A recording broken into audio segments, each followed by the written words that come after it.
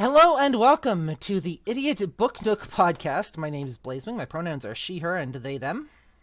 I am the Reading Dragon. My pronouns are she, her. My bubble tea's here. That's not my name.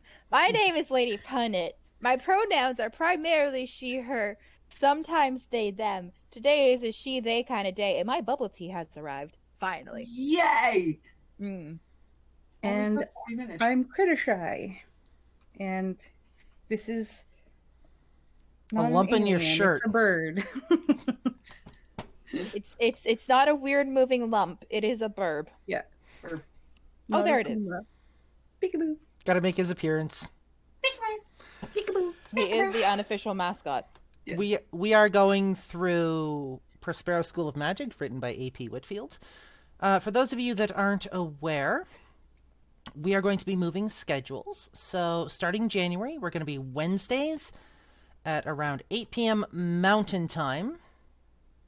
So that we're moving basically from the morning to the evening because my class time, unfortunately, starts at 11 a.m. on Wednesdays, and Wednesdays are a pretty heavy class day for me. So I won't be able to continue to do our morning stream anymore, which, I mean, I'm kind of sad about, but it is what it is. Mm-hmm. With you get to sleep in. Yeah, we'll see how that goes. I've actually been enjoying my Wednesday mornings, honestly, with you guys. It gives me time to just kind of chill and, vibe. And evenings aren't going to have that same kind of energy. Evenings are a whole different type of energy. I mean, we can still do that, and we could take like Wednesday mornings to plan shit out, if nothing else. We could also use Wednesday mornings potentially before I go to class, or before I have to be in class, to go over the chapter, maybe. I don't know. We'll figure something out. Anyways, we're going through chapter 8 today, and we have so much crap we want to talk about. We do. We really do. Just give me a second. I gotta get my bubble tea. Yeah, no worries. First and foremost, Harmony. Nacho, Critter. You're in charge. I need to ask you something. Yes. Did you enjoy looking up into his dark eyes? So uncomfortable. Right? It was how the script was written. I've been waiting so long just to pull that, but yeah, no, yep. Oh my goodness! So many sneezes. Honestly, put it in the background. One moment, please, while we get situated. Lady Funner ran off to grab some bubble tea. Welcome to the ADHD shit show chaos that this is. You guys should be used to this by now if you're listening to the podcast. Holy shit, how many did you get? She got 3. Wait, she wanted delivery. Yeah, she wanted free delivery. I wasn't here when she made that decision. You were not. This is what happens when you leave us unattended, Blaze. Uh-huh. We were left unattended? Yes. And you ended up getting 3 things of bubble tea. Oh, crap. No. We have a Team B42 raid coming in, it looks like. Hello. Team B42, welcome on in. I didn't just get 3 bubble teas. I also got 2 sweets. CM Farms. No, Grim, you can't have the tea. Stop it. CM Farms, Tobisaru, Sandy W, welcome on in. Welcome to the Idiot Book Nook podcast. For right now, we're live on Wednesday mornings at around 9:30 a.m., but starting January, we're going to be moving to 8 p.m. Mountain Time. We are basically a book club podcast. We read books and then we talk about it. We're also billing ourselves as ADHD adult brains, so we don't normally stay on track. Yeah. Sandy, we are doing well. How about you guys? Toby says, Grim is adorable. Grim is our unofficial mascot, actually. If you look at our logo on the podcast and our website, he's actually in our icon. So this is Grim. He's a 3-year-old conure. That's because he's the only animal we have that actually stays on the stream for the whole stream. Yep. Yeah. He likes his audience, what can I say? Yeah. I mean, it used to be my cat princess as well, but she passed away in April, so. Oh. And Zeus is not calm enough to be in here. for a long period of time anyway. So we just finished chapter 8 of Prospero School of Magic, written by AP Whitfield. I'm not sure if AP is still kicking around in our chat or not. But let's talk about it. It was a chapter. It was definitely a chapter. I agree. Merlin is Karis' A lot favorite happened. flavor. Lady Eniko, welcome on in. Hello, Lady Aniko. Hello, Lady Aniko and Toby Sato. Princess was a really old cat to begin with, so and had developed heart disease. Yep. Yeah. So, for our new followers who just arrived, we read through chapter 8, where we have officially had our first confrontation with apparently the villains, who we don't know a lot about. Yeah, Yeah. There's one who's got this like really sultry voice and has an obsession with blood and whatnot, and the way that this character was described, I mean, I read the role, but I feel so dirty. Yeah. Karis. And Merlin is apparently Karis' favorite flavor. Apparently. For those of you that aren't around, that's a joke that spans back at least a couple of years to when I was in the Hogwarts Professor's Tag on TikTok. We joked around that because I played Nova Bitterwood, who's a vampire that fed off the dragon, that the dragon was Nova's favorite flavor. It's an old school joke. And I played the dragon. Yep. So, I feel dirty having played Karis. What else are we talking about? I don't know if it's going to be one of those things like with the villains where like there's not going to be a lot of exposition. It's you're going to learn from them as they do shit, which so far seems to be what we're going with. There's the whole like him basically trying to air out Merlin's dirty laundry mid-battle, which it looks like there's some truth, but like all things, there's definitely more context behind it. Oh, yeah. Yeah, which is a common trope that you see, especially when, say, your antagonist is trying to distract or cause discord. They will usually tell half-truths, they won't reveal everything, or they'll leave tiny little details out that make everything fall into context. It's a way of manipulating the field to give them the upper hand, the advantage, right? Yeah. So we know there's something going on here, and we know there's probably hints of truth to it, but we also know we're not getting the entire story. For those of you who just joined us, the revelation that the villain said was that basically Merlin had gone back to his parents in his village, killed all of them by poisoning. Well, he poisoned his parents, and then leveled the village, and then apparently he killed King Uther, who is Arthur's father. And at the end of the chapter, Merlin did confirm that yes, he did kill him. We don't know why yet. Yeah.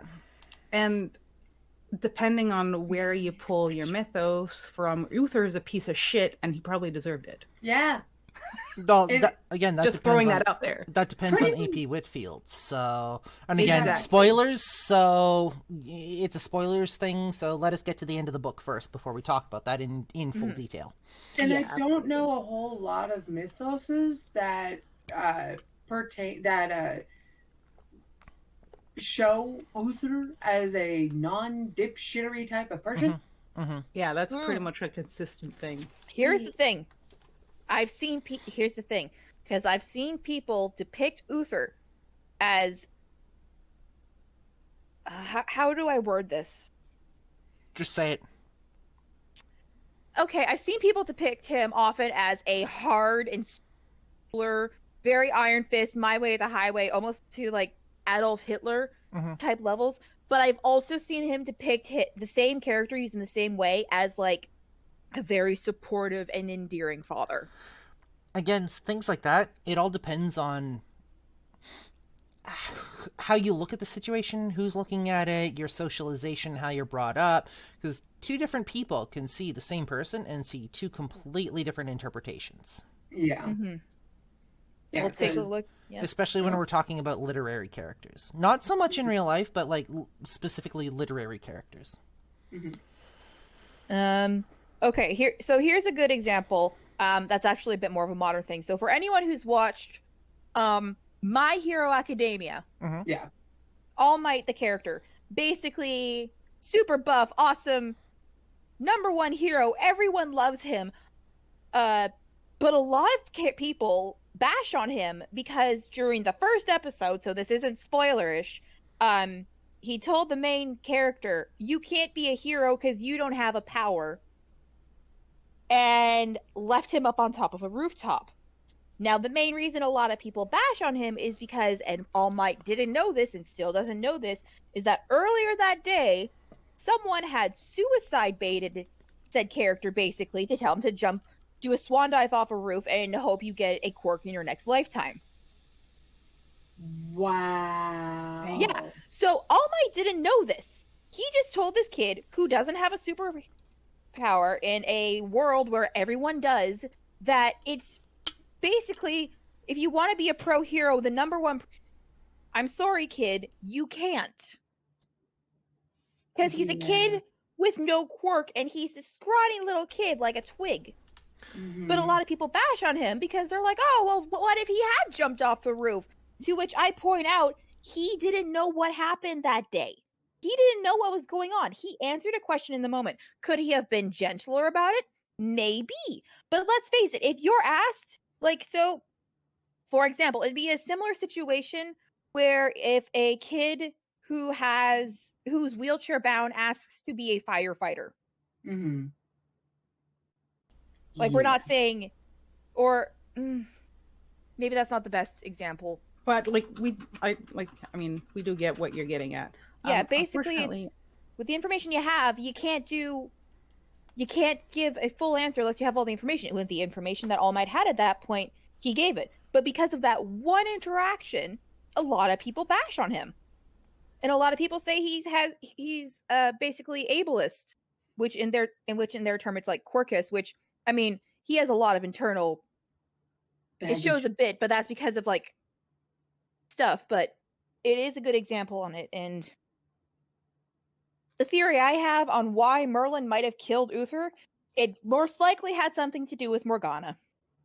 Probably. Or Merlin or other. Wolflink has redeemed a posture check. Also, hello, Daddy's Love. I'm sorry you're sick. Sorry you're sick, Daddy. Feel better soon. So plenty of fluids or plenty of sleep. But yeah, so, and some of the other things I kind of so this, first of all, this chapter was one of our shortest chapters. It only had 7 pages. It felt, the pacing was very rushed. Yes. I agree. Which I think it was very rushed. We basically went from the cabin straight into battle, and we have no expedition. We have vague ideas of these villains because they're from Merlin's past. They're one of the reasons Morgana was killed in her first lifetime. A little bit of exposition, I think, would have worked. Maybe another chapter to have them at the cabin talking about things to explain some of the backstory, or maybe explain that earlier in the story and give us a bit more of a peek into that, so we're not just blindsided with these characters, and use that extra chapter to, set up this encounter. Things start happening, or they notice stuff, and then things start progressively getting worse, and they're like, all right, we have to do something. End chapter. Next chapter, they head off, and this entire chapter is devoted to that confrontation. Yeah. What I would have liked even better, because we learn in chapter 1, Clara, who we found out later is the reincarnation of Morgana, is a fangirl. She's a fangirl of Arthurian lore. Have her basically reading like snippets of an old legend. Absolutely, I like that. Or even have like, maybe she's a part of like a book club, and they're in book club and they're discussing the chapter about the characters, and maybe Morgana or Clara is giving like, she has these feelings about these characters, and they're like, well, we get it, they're the bad guys, but why do you have this hatred for them, Clara? And she's like, I don't know, it's just something about these characters makes me feel unsafe. They don't sit right with me. You use foreshadowing. Yeah. Like, foreshadowing would be Yeah. beautiful. I love foreshadowing, especially when you know something's coming, but you don't know quite where that twist is going to be. So if you can take that, like, I am a huge fan of like out of the left field twists. I love pulling that shit. I also love pulling my cliffhangers for those of you that are in my D&D campaigns or have played D&D with me. Like, No. out of left field, like, just blindsided, right? Yeah. Well, even then, even if it was just like maybe they didn't mention like Carnelian or any of them, but maybe it was like some comments about the characters in it. It's just like they found like a really rare rendition of it. Turns out it was actually a history book, as an autobiography type thing. And just they were discussing it, and Clara and maybe a few of the other characters like agree with Clara, like, you know what? Yeah, she's right. There was something really uneasy about it, so other people share with it. But so it doesn't seem like, oh, it's just Clara, but it was like, but she's like, they don't get, there was something about these characters that upset me, and she has to say, like, I had a hard time reading the chapter with these characters in it for some reason, because that's also a common thing with other readers. Mm-hmm. And maybe it could have also alluded to things that happened in her past, so that way we weren't put into left field when we read about that in later chapters. Yeah. So the more we get into this book, like, just forget the issues that I've already stated that I have, you know, because we've beaten that dead horse over and over again. Looking at kind of the structure of this book and the way that it's set up and the way that the story is told, it feels like there is so much that is missing. There's time that could be taken with this book to set things up or to explain things, give background information, details about characters, instead of just throwing them into these situations seemingly out of the blue. This book only has, 13 chapters? Yes. There could be quite a few more chapters helping to set up the narrative, helping to set the story, set the stage, the theming, just the whole... Probably double Pardon? the amount of chapters. Yeah. You could probably double the amount of chapters. You need to set... like, flush it out. You need to set kind of the energy, and you can use those extra chapters also while you're setting this energy and your theme and your story up to work out and smooth out your pacing. I think there could have been a good opportunity when, like, Clara and Harmony and like all the normies, I guess, were left behind. Yes. I think that could have been a good moment to, like, shift perspective, because now that Clara has her past memories, she more than likely knows who these guys are and what they're after. Yes. Yeah. Could have used that moment for her to be like explaining all the people who are now stuck in this room, you know, like, you know, maybe you should tell them why they might all die right now. Yeah. Or That could have been a good way of giving us that exposition. okay, carrying on to that, it would have been good if Lilith was the one asking, like, who are these people? Why are they trying to hurt Daniel? Because Lilith is like this innocent kid. So I picture that Clara, who she can't like shield her from this. This is happening to her. And I picture she's not going to be like her mom and try to hide all this information. So if Lilith was asking, and I picture Clara would tell her in like the most child-friendly way she can, which would have been to tell a story. Like a whole, like, once upon a time, good and evil type story. Yeah. Alas, I have to cut out soon.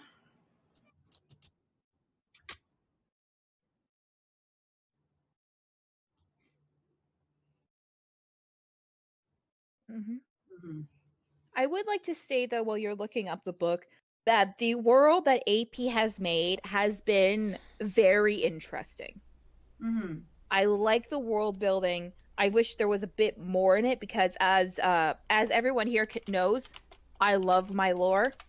Yes. I love helping build lore. I like contributing to it. I like making characters for it. Yes, you do. I do. It's my favorite thing to do. I have so many D&D characters that I want to play that I can't, because I've been forbidden from entering more than 3 campaigns. But from someone that's not even my significant other, who I've never met in real life. But regardless, this world is beautiful. I love the mixture of technology with magic. I wish we could see more of that in media instead of the whole like magic technology. I would like to see more of it. I would have almost liked for if I know it's nothing we can do about now, but maybe even like a little novella of like a prequel to this, but that stops before the whole like, oh, Merlin does a reincarnation spell type thing. Yeah. Like just some background, or like snippets, like how some people do like the little snippets in the back of chapters of like, oh, here are some cute things that happened, like the Chibi Talia episodes. Yeah. Chibi Talia was the best Talia episodes because they were all so cute. Yeah. So now, go ahead. Real quick, I'd like to point out from the Twitch chat when we were talking about Uther and the probability that Merlin killed Uther because Uther is the dipshit version of Uther. AP did send in the chat, AP Whitfield, the author. The third book, you learn a lot more in detail. Okay. So there's a possibility that we will get some of these detail holes filled in from the third book, or even the second book. I'm not entirely sure. Just before we get ready to wrap up here,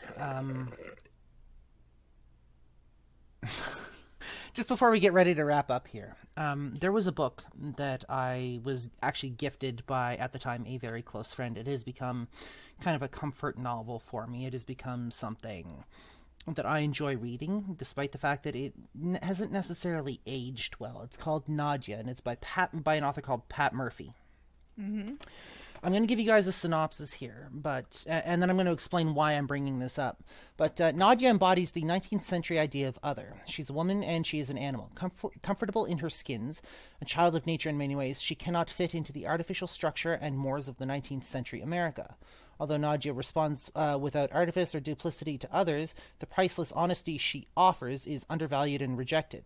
Her search for a place in which she can safely be herself, woman and wolf, takes her across the plains, deserts, and mountains of Western America, fleeing to the utmost extremity of the continent. She stops and stands her ground on the Oregon shore. And this is about a werewolf, right? A shapeshifter. Based on the terminology, the term properly used would be an otherkin. Yes. But she physically shifts during the full moon. They have set it up as a werewolf scenario, and her other form is a wolf. It is not something she can control. Right. There is an entire chapter devoted specifically to them traveling across a desert. I'm assuming it's like it's closer to the end of their journey, so I'm not exactly sure where the desert is placed, but it is this monumental task to travel across the desert wherein they have to shed literally all of their belongings, including their cart, all of the things that they brought with them as they move across the country, and go on foot with just what they can carry, as a symbolizing of leaving their old life behind and having to shed that. It also gives time for character development, despite the fact that the chapter is extremely slow. It gives time for narration, it gives time for more detail and kind of story building to help set the next part. So just because a chapter is slow doesn't necessarily mean it is useless. Also, with a slow chapter like what you were just describing, chapters like that also can set a more psychological mood or emotional mood. It could lead up to what it is the author is trying to make you see through the words being written or feel through the words being written. So I just kind of wanted to highlight that. But with that, we are on a time crunch today, unfortunately, so we are going to cut the episode here and wrap up. I want to thank you very much for joining us today. Hope you've appreciated the episode and everything that we've talked about. If you'd like to join us on social media, if you'd like to check out our social media, you can do so at lanktr.ee/Idiot Book Nook. And for the Idiot Book Nook, I'm Blazewing. I am the Reading Dragon. I'm Lady Punnet. And I'm Crittershy. And we will see you in our next podcast episode.